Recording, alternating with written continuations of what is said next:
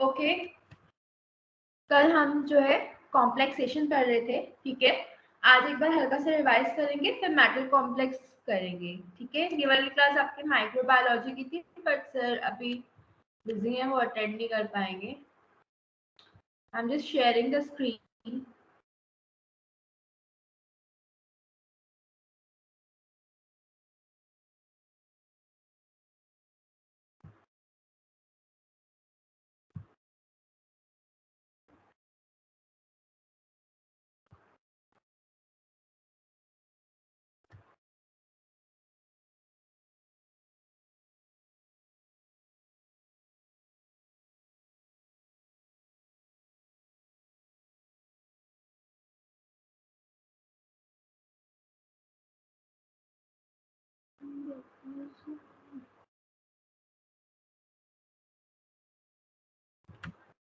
एक minute wait करो, just wait for a while.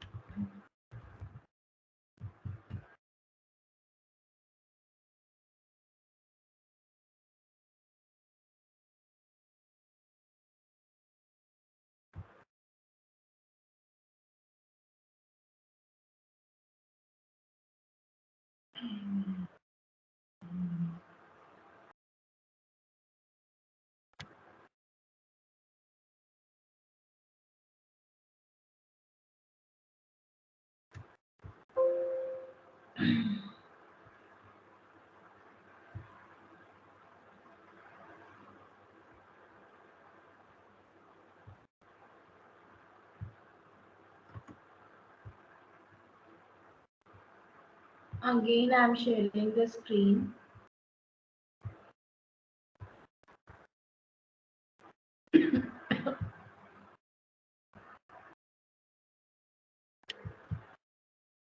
PPT visible, Victor?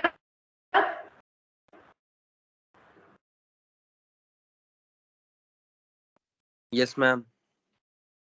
Yes, ma'am.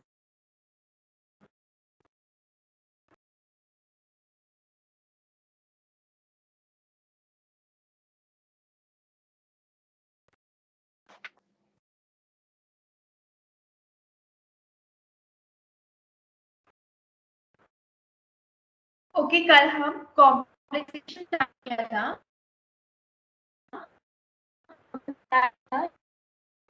Ma'am आपकी voice बहुत break हो रही है। कॉम्प्लेक्सेशन क्या होता है? जो है वो एक दूसरे से जो बनाते हैं उसको हम कॉम्प्लेक्सेशन कहते हैं, ठीक है। अब आवाज आ रही है? मैम बहुत ज्यादा ब्रेक हो रही है आपकी hello, voice. Second year. Ma'am आपकी वॉइस बहुत ब्रेक हो रही है। सेकेंड ईयर आवाज आ रही है?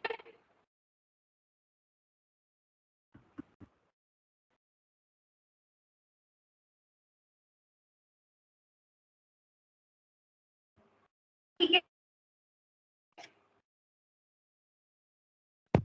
साउंड नहीं आ रही। हेलो सेकेंड कट के ईयर। आ रही है मैम, अब कट वॉइस और कट कट के आ रही है?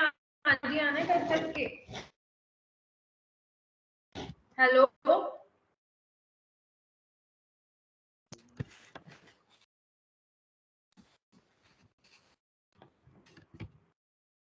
बाकी सबको आ रही है आवाज क्लियर? नहीं मैम, ग्लिच हो रही है थोड़ी थोड़ी आवाज आपकी, थोड़ी सी एकदम से आगे हट जा रही है। सिग्नल सही नहीं है नेटवर्क।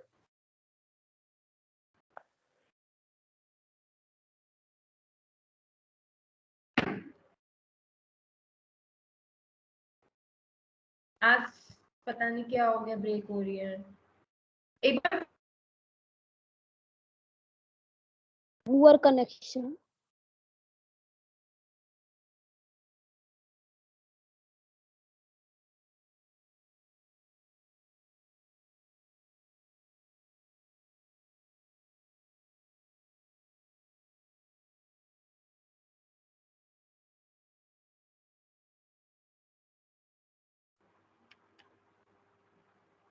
अब वॉइस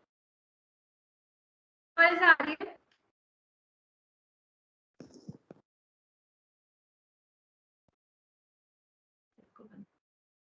अब वॉइस आ रही है?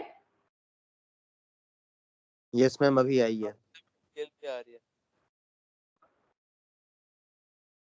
ओके।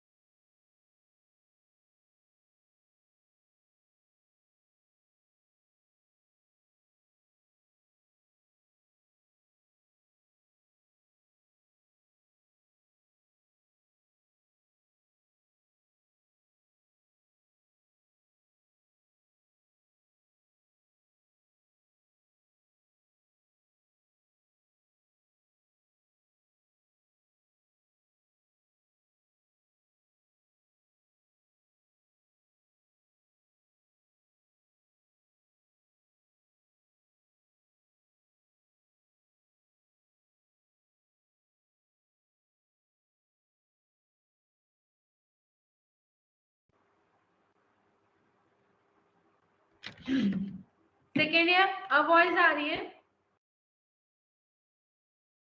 Yes ma'am. हाँ मैम आ रही है। ओके। नहीं भी आ रही हो तो चुपचाप से बैठना, बता देना मुझे अगर वॉइस नहीं आ रही है तो। ओके। नहीं मैम अब हमने क्लियर कल है। जो है हमने कल जो है कॉम्प्लेक्सेशन स्टार्ट किया था, जिसमें हमने कल ये बताया था कॉम्प्लेक्सेशन क्या होता है। ठीक है, कॉम्प्लेक्सेशन मैम वॉइस ब्रेक हो रही मैम है। आवाज ब्रेक इंट्रोड्यूस हो रही किया था, मैम वॉइस ब्रेक हो रही है। इंट्रोडक्शन दिया था जिसकी मैम पुअर कनेक्शन। आवाज ब्रेक हो रही है।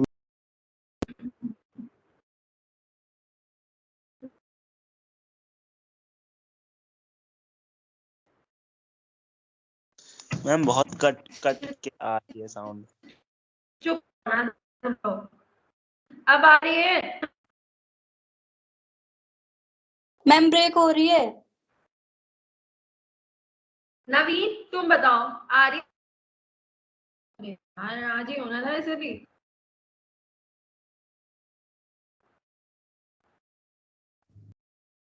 मैम बहुत ब्रेक हो रही है। तुम नवीन हो? अब आ रही है सेकेंड ईयर? मैम आपकी आवाज सही आ रही थी, अभी भी सही आ रहा है। तेरे वहां से सही आ रहा है भाई, मेरे यहाँ पे प्रॉब्लम हो रही है। सही आ रहा है। मेरे में भी नहीं आ रही है आवाज। सही आ रही थोड़ी मैम थोड़ी मैम बिल्कुल आ रही है आ आपकी। रही। अभी आ रही है मैम थोड़ी थोड़ी सही। अभी आपने कुछ अभी आ बोला रही ही है, नहीं। पहले नहीं आ रही। हम लोग मैं क्या करूं, नहीं आ रही है यार। एक मिनट रुको जरा।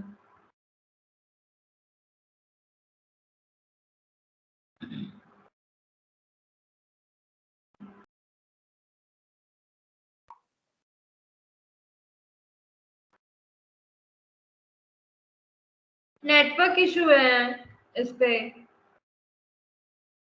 दोबारा कनेक्ट करके दोबारा करिए। आवाज तो सही आ रही है अभी आपकी।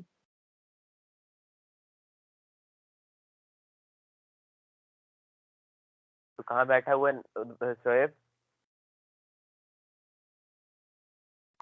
भाई टावर के नीचे बैठा, फुल नेटवर्क आ रहा है इसका, तभी हाँ सब बस वही। इसको आवाज आ रही है। वाईफाई है रूम में तो नेटवर्क से थोड़ी कुछ। तेरी आवाज नहीं आ रही, चल शांत रह तू अब। भाई 100 Mbps पर स्पीड दे रहा है पर मिनट। सो जा भाई सो जा, तेरी आवाज नहीं आ रही। हाँ सही से भाई, नेटवर्क अब वॉइस आ रही है?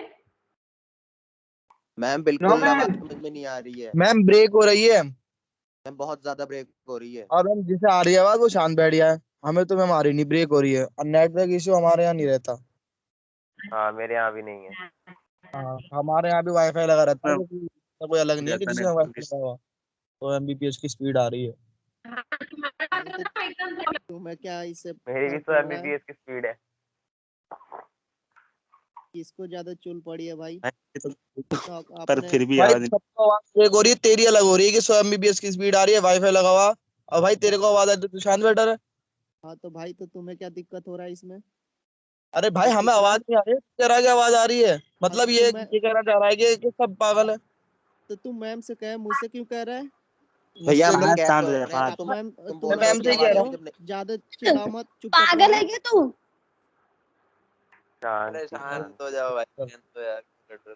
मैं घर पर क्या जाके हो लड़ने यार नहीं गया? लड़ रहे फोन हो। से मारपीट हो जाएगी। सेकंड ईयर क्या हुआ फहद, बताओ जरा। मैम हुआ अरे यही था मैम कि कुछ मैं नहीं बोल कुछ हुआ। रहा नहीं मेरा मैम, कुछ 100 नहीं हुआ था, Mbps स्पीड चलो। आ रहा ब्रेक है। हो रही है मैम, ये कह रहे हैं हम आपसे ज्यादा बस। चिल्ला रहे हैं आपस में। अबे शांत हो जाओ, क्लास भी स्टार्ट हो जाना, टाइम दिख रहा है कितने हो गया। अब शेयर कर रहे हैं।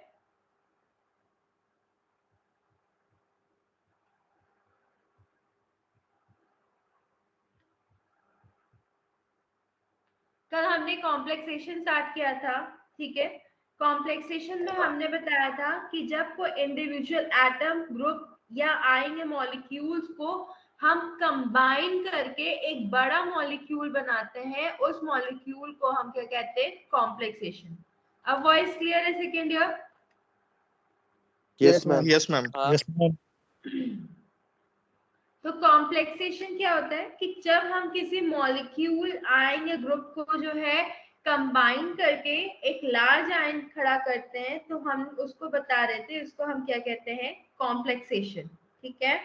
तो कॉम्प्लेक्सेशन में हमने ये बताया था कि कॉम्प्लेक्सेशन में हमारे जो मॉलिक्यूल्स हैं उनके बीच का एक इंटरेक्शन होता है, और वो इंटरेक्शन जो हमने कह रहे हैं कि हम मॉलिक्यूल्स को कंबाइन करके रखते हैं एक दूसरे से ताकि वो एक बड़ा मॉलिक्यूल बन जाए।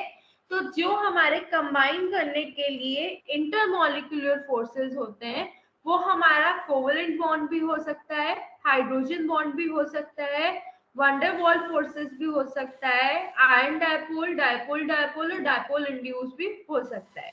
हमने कल बताया था कि कौन से फोर्सेस में कौन सा हमारे मॉलिक्यूल्स होता है। तो जब ये फोर्सेस जो है कलेक्टिवली कुछ मॉलिक्यूल्स को इकट्ठा करके एक बड़ा कॉम्प्लेक्स बना देते हैं, तो उस प्रोसेस को हम क्या बोलते हैं? कॉम्प्लेक्सेशन। फिर हमने ये बताया था कि कॉम्प्लेक्सेशन में हमारा जो है क्यों कॉम्प्लेक्सेशन इंपॉर्टेंट है। तो हमने ये बताया था कि बहुत सारी ड्रग्स, जैसे अगर हमने बताया पॉविडोन आयोडीन, ठीक है, पॉविडोन आयोडीन के लिए हमने बताया था कि आयोडीन जो है कलर रिटेनिंग है। कलर रिटेनिंग मतलब आयोडीन का सबको पता है यूज की एंटीबैक्टीरियल है, ठीक है, जर्मिसाइडल एजेंट है। अगर कहीं पे चोट लग जाती है या कहीं पे अगर जो है स्क्रैच हो जाता है, तो एज अ एंटीबैक्टीरियल या जर्मिसाइड जो है हम आयोडीन सॉल्यूशन यूज करते हैं उस एरिया को क्लीन करने के लिए, ठीक है। हैंड वॉशेस या हैंड स्क्रब बनाने में भी आयोडीन का यूज होता है, या पोस्ट ऑपरेशन भी अगर होता है किसी का ऑपरेशन के बाद जो है वुंड क्लीन करने के लिए, या जो है उस वुंड को बैक्टीरियल ग्रोथ से प्रिवेंट करने के लिए भी हम आयोडीन का सॉल्यूशन यूज करते हैं, ठीक है। मगर हमने ये बताया था कि आयोडीन क्या है कि आयोडीन को जो है स्किन जो है कलर एब्जॉर्ब करा लेती है, जिसकी वजह से जो आयोडीन का कलर है या दाग है वो नहीं छूटता। ठीक है, तो इस चीज को कम करने के लिए या इस चीज को हटाने के लिए हम पोविडोन आयोडीन का यूज करते हैं।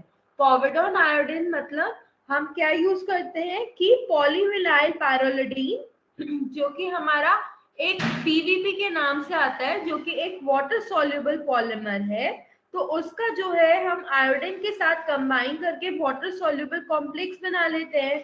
ठीक है, तो जब वो वाटर सॉल्युबल कॉम्प्लेक्स बन जाएगा तो ड्रग को जो भी है हम जो है जहां से भी जो है जहां पे अप्लाई किया है वहां पे उसको एक्शन करके हम जो है उसको इजीली रिमूव कर सकते हैं, क्योंकि अब वो वाटर सॉल्युबल कॉम्प्लेक्स बन गया है तो वो हमारी स्किन पे कलर रिटेन नहीं करेगा।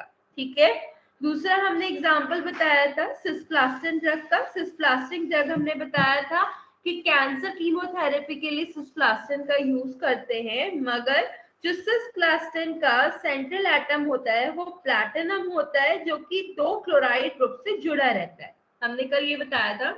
एक बार व्हाइट स्क्रीन शेयर करती हूँ मैं।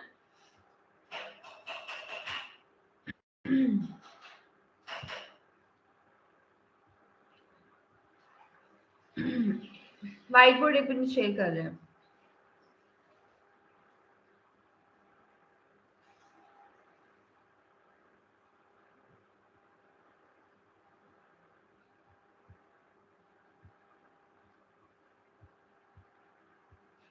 हमने ये बताया था कि जो हमारा सिस्प्लास्टिन ड्रग है वो कैंसर के लिए यूज होती है, जिसका हमारा डाइवेलेंट जो हमारा प्लैटिनम है ये जो है 2 क्लोराइड फॉर्म से जुड़ा रहता है। ठीक है, ये 2 क्लोराइड जो है इनमें पोटेंशियल होता है कि इस प्लैटिनम को छोड़ के अगर वाटर में जाएंगे यानी हमारे स्टमक के पीएच पे जाएंगे तो ये इस प्लैटिनम को छोड़ देगा। ठीक है, तो जब ये इस प्लैटिनम को छोड़ देगा तो इस ड्रग की स्टेबिलिटी तो नहीं हुई।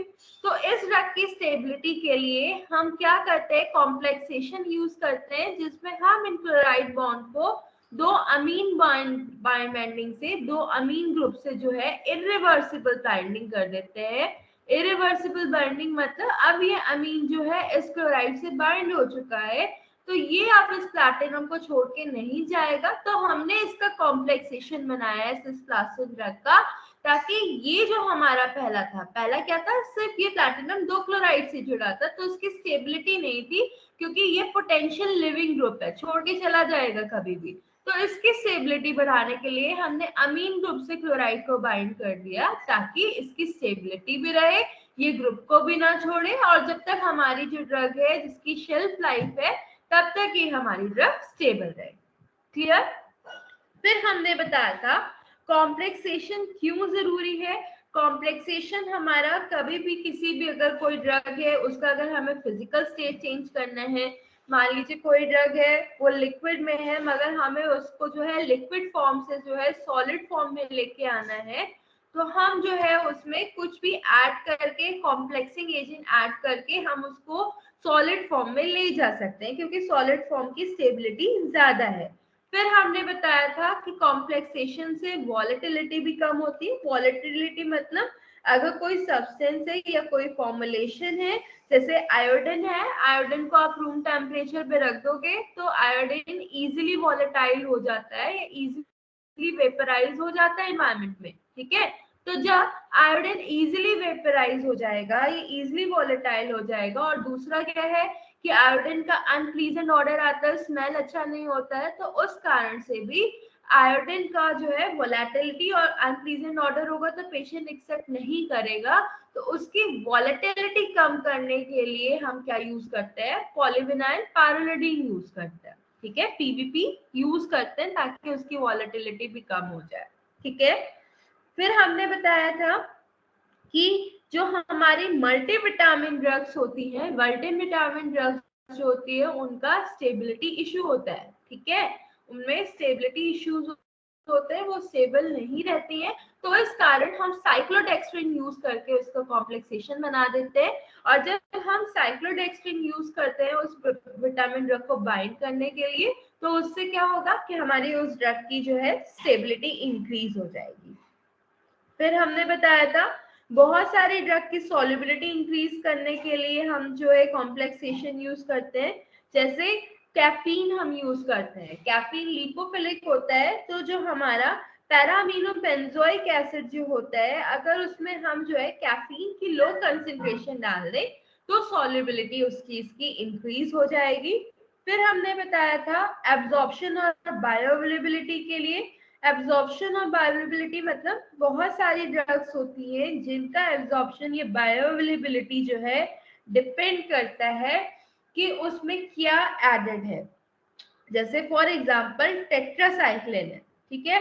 टेट्रासाइक्लिन का अगर हमें एब्जॉर्प्शन या बायोअवेलेबिलिटी कम करना है तो हम उसे क्या करेंगे, कोई भी हमारा जो है डाइवेलेंट के टाइम जैसे कैल्शियम, मैग्नीशियम या एल्यूमिनियम है उसके साथ बाइंड कर देंगे, ठीक है। तो जब हम उसके साथ बाइंड कर देंगे तो वो हमारा क्या हो जाएगा, एक इनसॉल्युबल मेटल कॉम्प्लेक्स बना लेगा, और जब इनसॉल्युबल मेटल कॉम्प्लेक्स बना लेगा तो उसका एब्जॉर्प्शन कम हो जाएगा, और जब एब्जॉर्प्शन कम हो जाएगा तो बायोअवेलेबिलिटी भी कम हो जाएगी।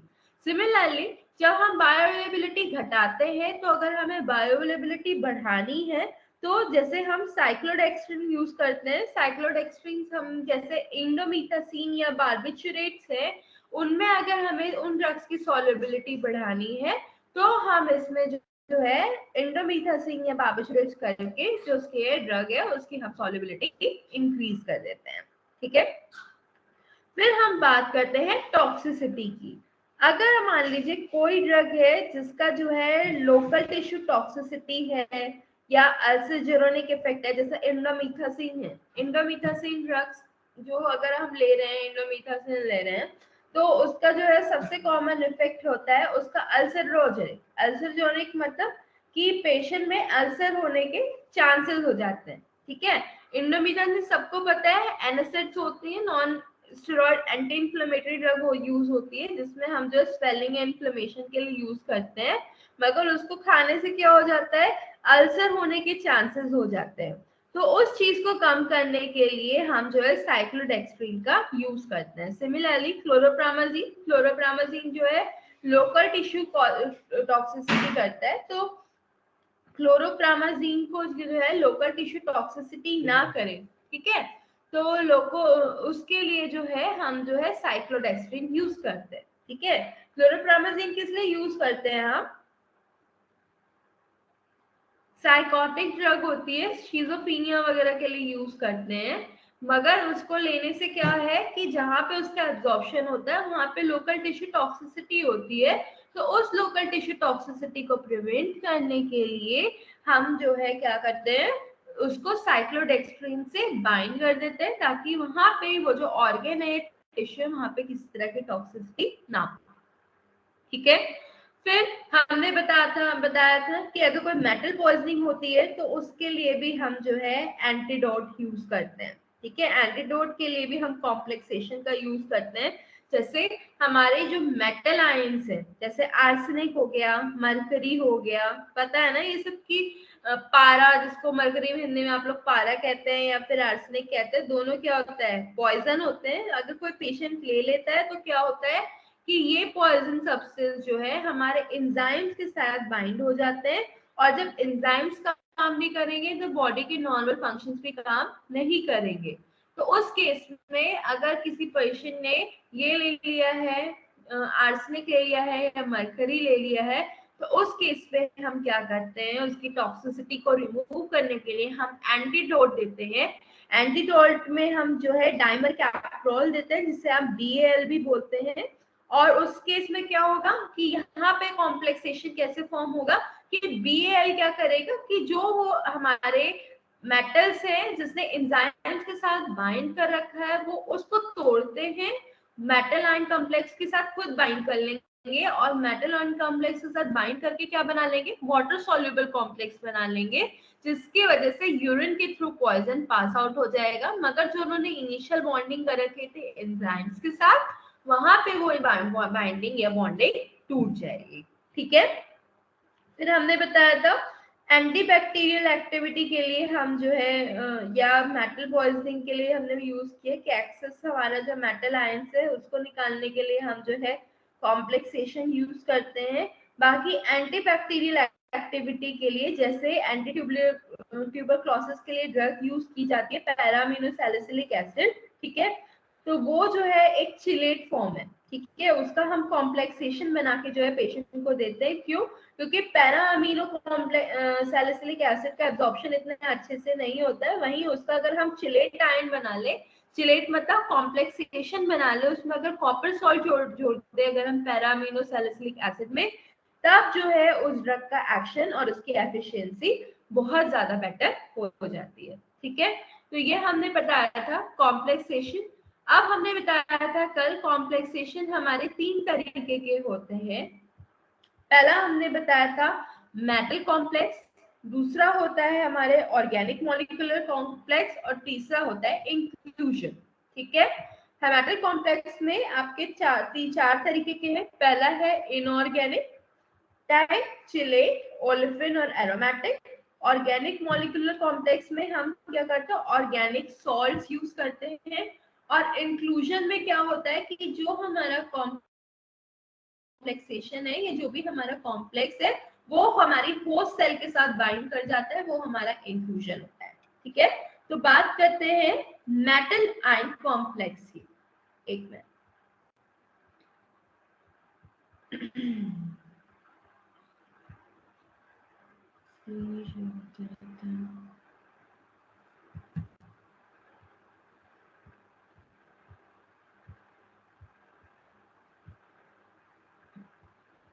पीपीटी दिख रही है?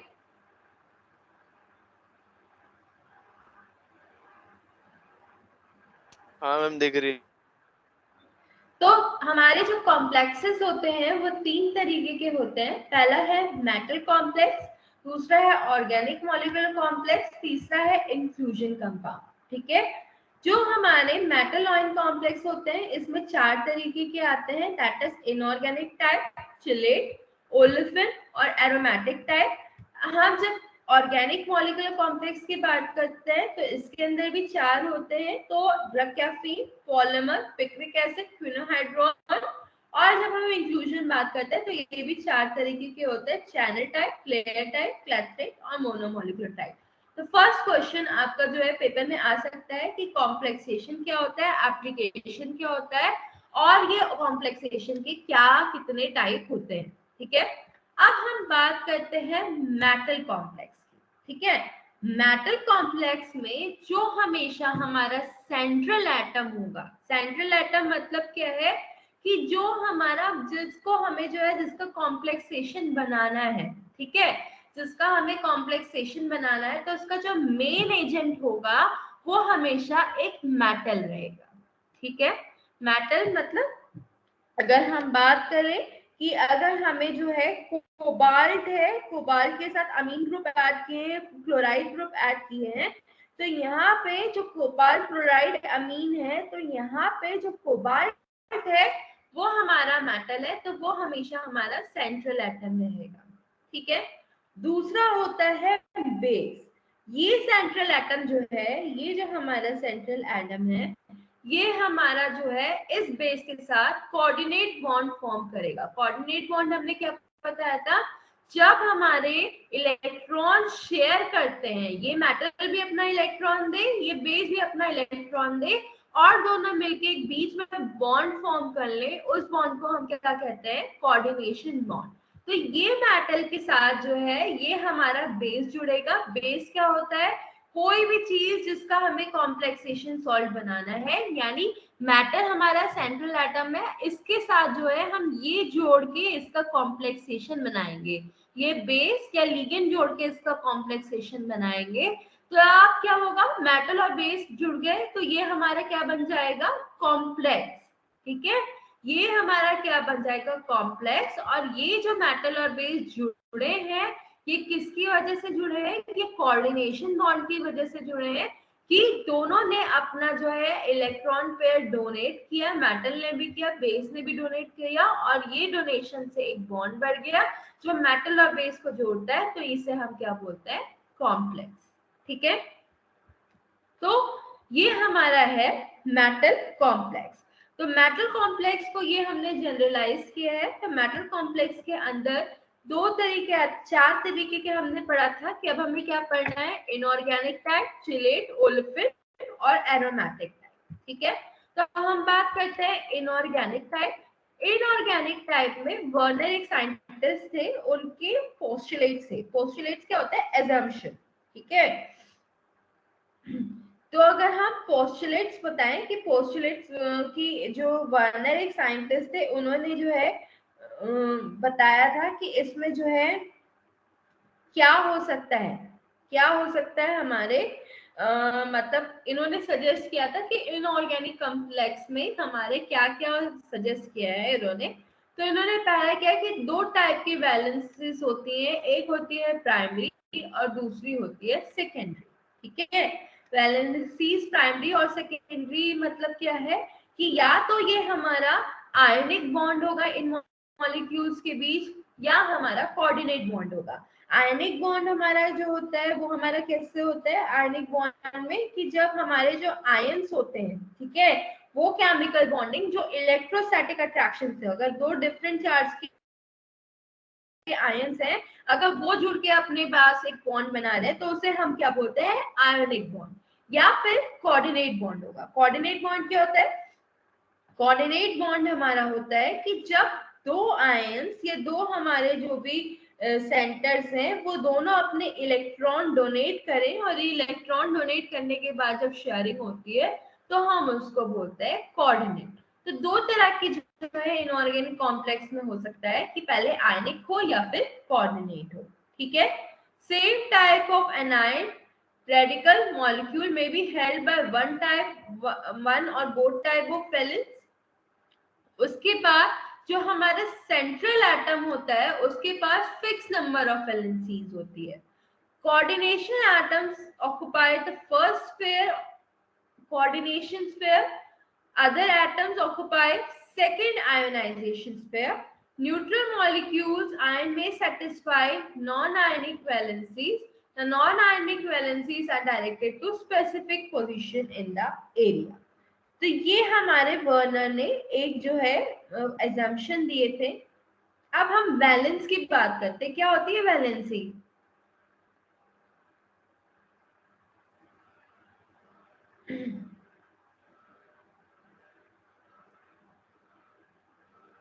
वैलेंस जब हम यहाँ पे बात कर रहे हैं, देखो कोई भी बॉन्ड है हमारा आयनिक है या हमारा कोऑर्डिनेट है, ठीक है, वैलेंस होते हैं हमारी वैलेंसी। और जब आप लोगों ने केमिस्ट्री में पढ़ा होगा तो वैलेंसी क्या होती है, कोई भी प्रॉपर्टी एलिमेंट की जो डिटरमाइन करती है कि हमारा जो एलिमेंट है वो दूसरे मॉलिक्यूल से कंबाइन हो सकता है या नहीं।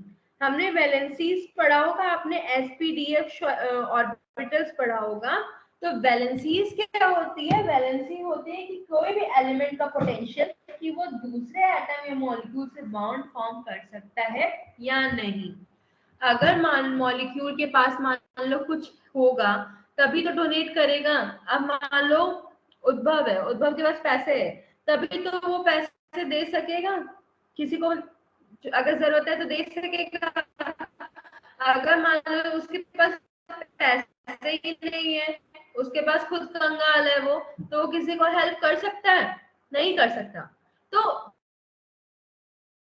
ये जो हमारा इनऑर्गेनिक कॉम्प्लेक्स है, ये हमारा डिपेंड करता है कि कोई भी हमारा मॉलिक्यूल जो है, तो हमने बताया उनके बीच चार्ज है तो वो हमारे अट्रैक्ट कर रहे हैं। सिमिलरली कोऑर्डिनेट में जो है वो दोनों अपने जो है क्या दे रहे हैं, इलेक्ट्रॉन डोनेट करके फॉर्म कर रहे हैं। मगर मान लो इलेक्ट्रॉन डोनेट करने के लिए कुछ है ही नहीं तो वो बॉन्ड थोड़ा फॉर्म करेंगे। ठीक है, तो इनऑर्गेनिक कॉम्प्लेक्स में हमारा सीधी सारी मोटी बात ये है कि एक सेंट्रल एटम होता है, और हमने क्या बताया, सेंट्रल एटम हमारा क्या रहेगा, मेटल। ठीक है, मेटल कॉम्प्लेक्स में जो हमारा सेंट्रल एटम रहेगा वो हमारा क्या रहेगा, मेटल, जो कि इस केस में है कोबाल्ट। ठीक है, तो ये जो हमारा कोबाल्ट है इसके पास fix number of non ionic valencies है। इसके पास जैसे कोबाल्ट की वैलेंसी होती है 6, तो ये फिक्स है। अब यहाँ पे ये जो कोबाल्ट है ये हमारा जो है इस कोऑर्डिनेशन स्फीयर के साथ या इस आयोनाइजेशन स्फीयर के साथ बाइंड करके एक कॉम्प्लेक्स बना लेगा। ठीक है, तो यहाँ पे ये जो हमारे न्यूट्रल मॉलिक्यूल्स होते हैं, तो ये कोबाल्ट है, इसके साथ ये जो कोबाल्ट दिख रहा है इसके साथ जो प्राइमरी बाइंडिंग कर रहा है ये क्लोराइड अमीन कर रहा है। ठीक है, तो ये हमारा क्या है, कोऑर्डिनेशन स्फीयर जो डायरेक्ट सबस्ट्रेट के साथ में अटैच्ड है। ठीक है, मगर इस कोऑर्डिनेशन नंबर की या इस कोऑर्डिनेशन स्फीयर की वैलेंसी को इक्वल करने के लिए हमने आयोनाइजेशन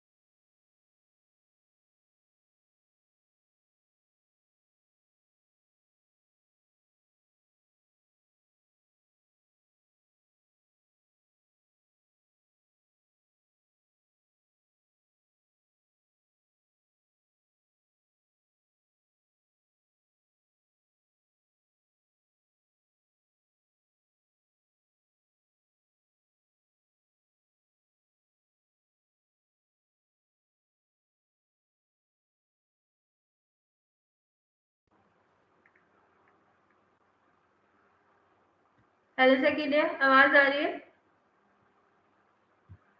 यस मैम आ रही है। Yes ma'am.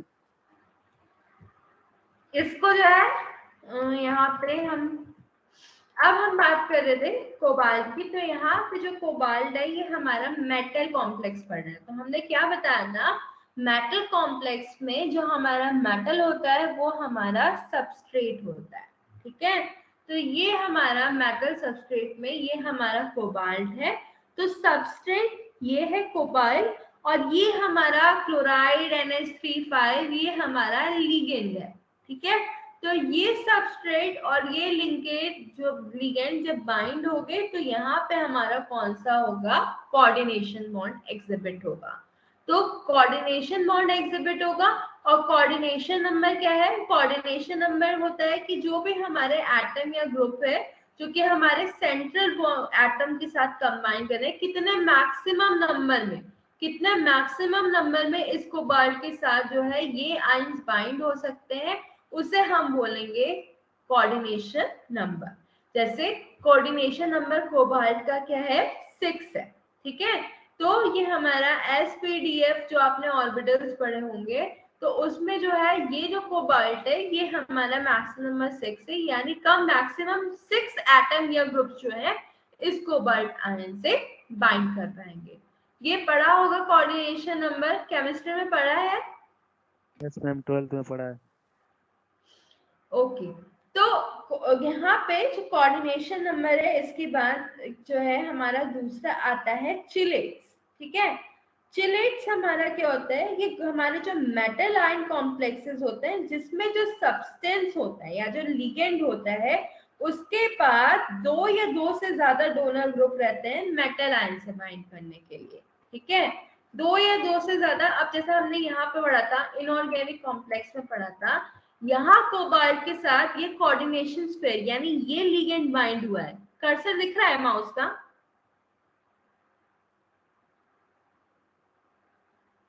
No ma'am.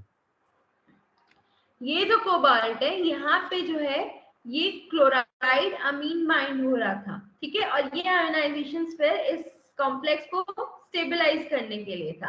अब चिलेट में क्या है, चिलेट में हमारा क्या है कि जो हमारा मेटल आयन कॉम्प्लेक्स में ही आता है, मगर यहाँ पे जो लिगेंड होता है, लिगेंड क्या होता है, जो कि सबस्ट्रेट से मेटल आयन से बाइंड करेगा।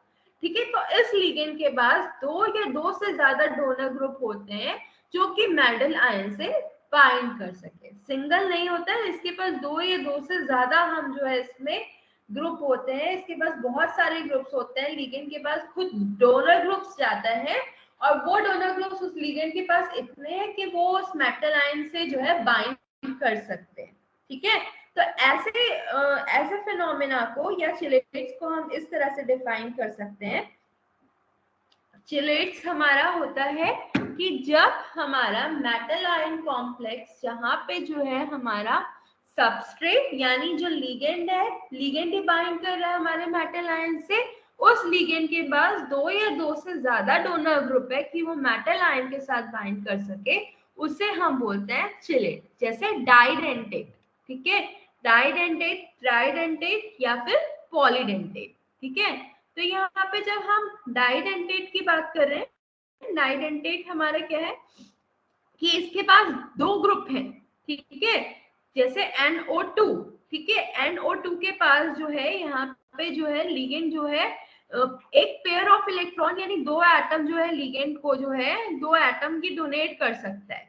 सिमिलरली ट्राइडेंटेट में क्या होता है कि तीन एटम अपने डोनेट कर सकता है, या पॉलीडेंटेट में तीन से ज्यादा ये डोनेट कर सकता है, तो इसको हम क्या बोलते हैं, चिलेट्स। ठीक है, यानी इनके पास दो या दो से ज्यादा डोनर ग्रुप है लिगेंड के पास कि ये इनके पास डोनेट करने के लिए ग्रुप्स ज्यादा है, तो ये मेटल आयन के साथ बाइंड कर सकते हैं। फिर इसमें हमारा एग्जांपल आता है, इसके एग्जांपल है हेक्साडेंडेट यानी EDTA। EDTA के पास टोटल 6 पॉइंट्स होते हैं for attachment of metal ions, यानी जो इसका एग्जांपल है चिलेट्स का, जैसे हम EDTA यूज करते हैं। EDTA हमारा क्या है, चिलेटिंग एजेंट है, सबको पता है। तो EDTA हमारा क्या करता है, इसमें आता है कि EDTA में जो हमारा चिलेटिंग एजेंट है उस केमिकल के साथ हम इसे बहुत सारे मेटल आयंस के साथ बाइंड कर सकते हैं। जैसे कैल्शियम हो गया मेटल में, मैग्नीशियम हो गया, लेड हो गया, आयरन हो गया है, तो इसके पास 6 कम से कम जो है डोनेट करने के लिए मेटल आयंस है। इसका नाम इसीलिए क्या लिखा है, हेक्साडेंटेट। ठीक है, यानी इसके पास 6 डोनर ग्रुप्स हैं और ये 6 डोनर ग्रुप्स जो है ये मेटल को डोनेट करने के लिए कर सकता है, इसलिए इसका नाम क्या है, हेक्साडेंटेट। ठीक है, तो यहाँ पे जब हम जैसे टॉक्सिसिटी हो जाती है, हम बात करें ब्लड टॉक्सिसिटी की, तो अगर जैसे ब्लड टॉक्सिसिटी हो जाए या फिर जो है अगर हमें कोई ब्लड सैंपल लेना है, ठीक है, ब्लड सैंपल लेना है और हमें उसको प्रिवेंट करके रखना है कि वो क्लॉट ना करे, तब हम EDTA का chelating EDTA as a chelating agent use करते हैं। क्यों? क्योंकि हमारे ब्लड में क्या है, बहुत सारे आयंस होते हैं, जैसे कैल्शियम हो गया, लेड हो गया, आयरन हो गया, तो ये EDTA क्या कर लेगा, ये उन कैल्शियम आयन से, लेड आयन से बाइंड कर लेगा, और ये जब बाइंड कर लेगा तो ये हमारे आयंस फिर क्या करेंगे, हमारे ये आयंस जो है फिर ब्लड को क्लॉट भी नहीं कर पाएंगे और हम जो है ब्लड सैंपल टेस्ट करने के लिए दे सकते हैं। ठीक है, या अगर हमारे बॉडी में अगर कोई जो है एक्सेस टॉक्सिसिटी हो गई है, आयंस टॉक्सिसिटी हो गई है, मेटल आयन टॉक्सिसिटी हो गई है, तो हमने क्या बताया था, एक तो हम साइक्लोडेक्स्ट्रिन यूज कर सकते हैं, ठीक है, या फिर हम क्या है, बाल यूज कर सकते हैं। ठीक है, बाल मतलब क्या, जो हमारा एंटीडोट होता है जिसको हम क्या बोलते हैं, डाइमर कैप्रोल यूज कर सकते हैं, और तीसरा हम क्या यूज कर सकते हैं, EDTA यूज कर सकते हैं, ताकि एक्सेस ऑफ आयंस को ये रिमूव कर सके बाइंड करके, और हमारा जो है उससे कोई इफेक्ट ना पड़े। यानी EDTA हम जो है एक्सेस ऑफ जो हमारे जो मेटल आयंस है इसके साथ ये बाइंड कर लेता है, और बाइंड करने की वजह से जो है टॉक्सिसिटी नहीं रहता है। दूसरा इसमें क्या प्रॉपर्टी है, सिस्क्वेरिटी। सिस्क्वेरिटी क्या होता है, ये प्रॉपर्टी मेटल्स की होती है। Metal is suppressed without removing it from the solution. और सिस्क्वेरिटिंग एजेंट्स क्या होते हैं, सिस्क्वेरिटिंग एजेंट्स वो होते हैं जो लिगेंड होते हैं जो कि stable water soluble metal chelate form कर सके। ठीक है, अब देखो सिस्क्वेरिटिंग एजेंट्स क्या है, हमने अभी बताया कि जो हमारा EDTA है, हमारा जो ब्लड में जो हमारे आयंस होते हैं इसके साथ बाइंड कर लेता है। ठीक है, तो यहाँ पे हम जब बात कर रहे हैं कि ये हमारा ब्लड के साथ बाइंड कर लेता है तो ये ब्लड क्लॉटिंग नहीं होने देता। क्यों? क्योंकि ये हमारे आयंस के साथ बाइंड हो जाए। ठीक है, तो जब आयंस के साथ ही खुद बाइंड कर ले रहा है तो आयंस को तो अब काम ही नहीं रह गया, उसको तो किसी और ने बांध करके रखा है, तो वो अपना काम तो कर ही नहीं पाएगा।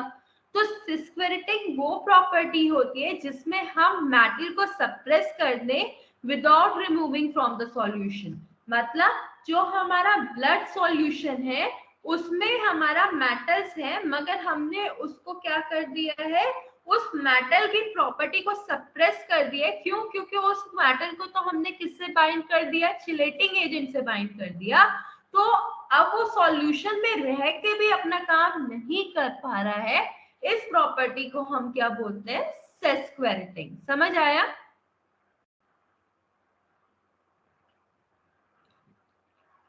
सिस्क्वेरेटिंग मतलब कि वो प्रोसेस जिसमें हम जो है किसी सॉल्यूशन से उस मेटल को निकाले भी नहीं मगर उस मेटल को उस सॉल्यूशन में इनएक्टिवेट कर दें, ऐसी प्रॉपर्टी को हम क्या बोलते हैं, सिस्क्वेरेटिंग। ठीक है, जैसे हमने बताया कि हम EDTA को यूज करते हैं कि हमारे ब्लड में जो आयंस है, फेरस आयंस है, उसके साथ बाइंड कर जाता है ताकि ब्लड क्लॉटिंग नहीं होती है। ठीक है, तो जब इसने जो है क्या किया, ब्लड में से आयरन तो निकला नहीं मगर हमने क्या कर दिया, उस आयरन को EDTA ने बाइंड कर लिया तो वो इनएक्टिवेट हो गया। तो अब क्या है कि हमारे ब्लड में आयरन है मगर अब वो आयरन जो है एक्टिव नहीं है, इनएक्टिव फॉर्म में है। तो इस प्रॉपर्टी को हम क्या बोलते हैं, सिस्क्वेरेटिंग। समझ आया? Yes ma'am.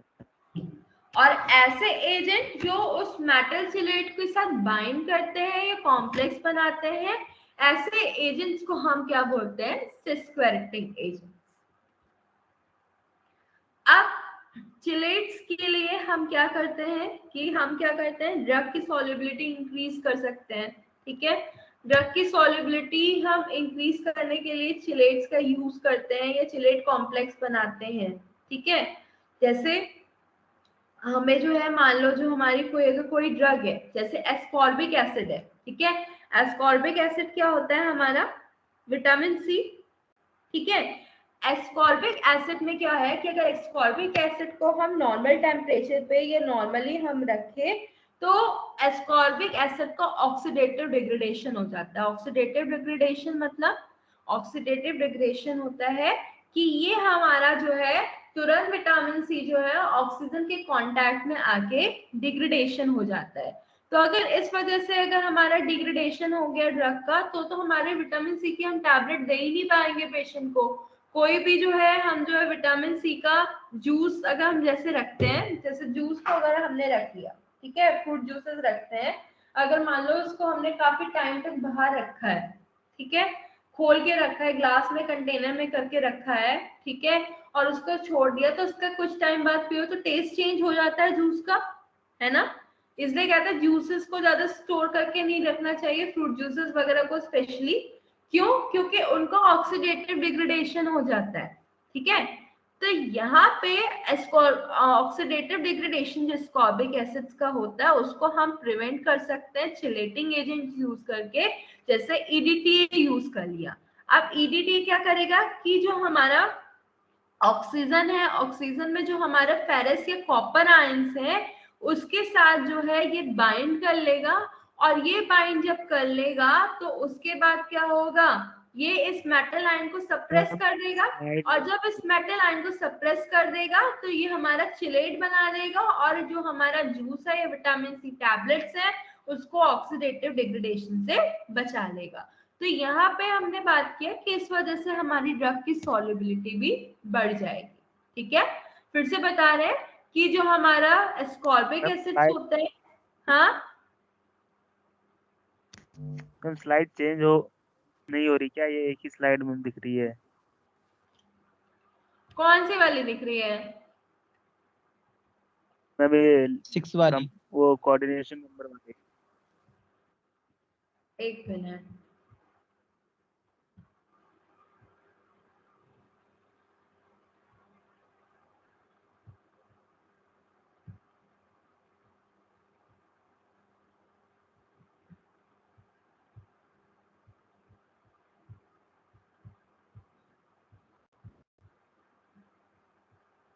दिख रही है आप slide? Yes ma'am. Yes yes ma'am. अब आया चिलेट। हमने बताया कि चिलेट्स का एप्लीकेशन क्या आता है कि जैसे एस्कॉर्बिक एसिड्स होती हैं तो उनमें जो है ऑक्सीडेटिव डिग्रेडेशन बढ़ जाता है। ऑक्सीडेटिव डिग्रेडेशन इसलिए बढ़ जाता है कि जो हमारे मेटल आयंस होते हैं जैसे आयरन या कॉपर जो होते हैं उस जूस में जो अगर प्रेजेंट है तो उस वजह से जो है वो ऑक्सीजन के प्रति अपना जो है क्या बढ़ा देते हैं, टेंडेंसी बढ़ा देते हैं। तो जो जूस में आयरन या कॉपर आयंस होते हैं वो ऑक्सीजन के कांटेक्ट में आते हैं और जूस का ऑक्सीडेटिव डिग्रेडेशन बढ़ा देते हैं, जिसकी वजह से हमारे जूस या विटामिन सी की टैबलेट्स खराब हो जाती हैं। तो उस केस में हम जो है EDTA यूज करते हैं एज ए चिलेटिंग एजेंट, जो आयरन या कॉपर मेटल आयन से बाइंड कर जाता है। और जब वो आयरन या कॉपर मेटल से बाइंड कर जाता है तो उसके बाद क्या होता है, वो उनका फंक्शन या फिर उनका जो है एक्टिविटी की वो ऑक्सीडेटिव डिग्रेडेशन ना कर पाए उससे उसको बचा लेता है। और बचाने के बाद क्या होता है, जो हमारे एस्कॉर्बिक एसिड या हमारी जो ड्रग्स है उनकी स्टेबिलिटी बढ़ जाती है। ठीक है, फिर हम बात करते हैं प्योरिफिकेशन ऑफ हार्ड वाटर। तो जो अगर हार्ड वाटर है, हार्ड वाटर मतलब जिसमें जो है हमारी आयंस की कंसंट्रेशन ज्यादा होती है, तो हार्ड वाटर हम यूज नहीं कर सकते हैं नहाने के लिए, कपड़े धोने के लिए। तो अगर हार्ड वाटर है तो वहां पे हम जो है अगर उसको प्योरीफाई करना है तो हार्ड वाटर में क्या प्रेजेंट होते हैं, सबसे ज्यादा कैल्शियम आयंस प्रेजेंट होते हैं। तो वो कैल्शियम आयंस को हम क्या करते हैं, EDTA यूज करते हैं। EDTA क्या करेगा, उस कैल्शियम आयन कॉम्प्लेक्स के साथ जो है प्रेसिपिटेट बना लेगा। इस प्रेसिपिटेट को हम रिमूव करके उसको फिल्टर करके प्योर वाटर बना सकते हैं। ठीक है, फिर हम ड्रग की एनालिसिस के लिए भी हम जो है यूज कर सकते हैं। जैसे बहुत सारी ड्रग्स होती है, जैसे प्रोकेनामाइड होती है, इसमें जो है सॉल्यूशन की तरफ से हम यूज करते हैं। तो अगर कोई ड्रग एनालाइज करना है कि ये ड्रग कौन सी है या इस ड्रग की कितनी कंसंट्रेशन है, तो उस केस में भी हम जो है EDTA यूज करते हैं। जैसे प्रोकेनामाइड होती है, इस ड्रग को अगर हमें एनालाइज करना है तो हम क्यूप्रिक आयंस यूज करते हैं। क्यूप्रिक आयंस में यूज करने के बाद जो है ये कॉम्प्लेक्सेशन जब बन जाता है तो हम इसको कलरीमेट्री मेथड से देख लेते हैं। फिर हम एंटीकोगुलेंट की बात करते हैं। एंटीकोगुलेंट में जैसे जो हमारे ब्लड है, ठीक है, तो ब्लड में जो हमारे कैल्शियम आयंस होते हैं या इंटरफेरिन होते हैं वो क्या करते हैं, ब्लड को क्लॉट करने के लिए जल्दी से काम करता है। ठीक है, कि जाके हमारा ब्लड जो है क्लॉट हो जाए, थ्रोम्बिन बन जाते तभी ब्लड क्लॉट होता है।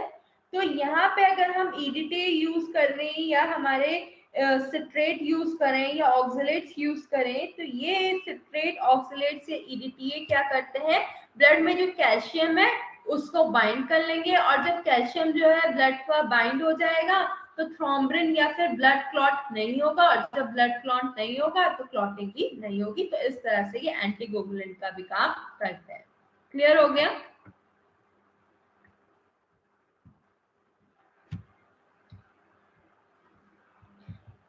बाकी हम पढ़ेंगे कल नेक्स्ट क्लास में। ठीक है, ओके।